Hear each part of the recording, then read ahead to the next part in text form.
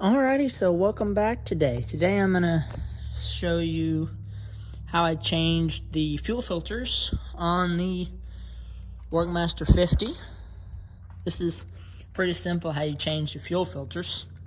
You have two fuel filters on this truck. You have this one down here, which is your primary filter. Then you have a secondary filter, which is the big silver one above it. And show you how you do these. This is your primer bulb right here. You'll need to do this to pre-fill the filters, unless if you don't fill them with fuel. But I'll show you what to do. You have to take off this little wire down here on the bottom. This little wire right here. You'll push this little deal in and pull it down, and see that unplugs the wire for the water sensor. And there, see, I just plugged it back up in. Be very careful with this. Those are just plastic threads going into the bottom of that filter.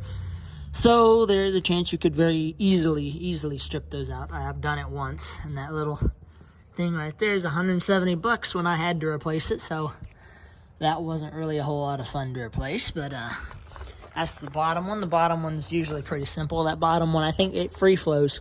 So you have to be quick with it when you change it. At least mine did. Take the old one out, fuel will still drain out, and of course put a bucket under it.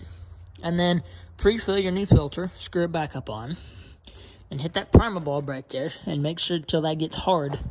And then you should have enough fuel pressure built up for it to start. You may still have to crank for just a couple minutes to bleed the air out of the lines. And then this big one here, you'll take this big one off, and they've got wires behind it.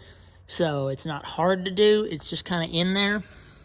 So you'll take the old one out, and then you'll definitely pre-fill that one with fuel. You should pre-fill it with fuel, and then take your little deal off right here with a screwdriver, a little Phillips, or a little wrench.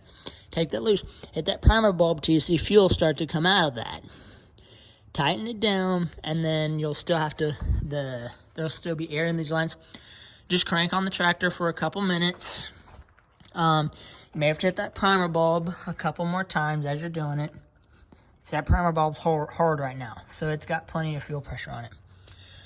And it will eventually start, but it's not a very hard task. It's very simple to do. So, thank you for watching.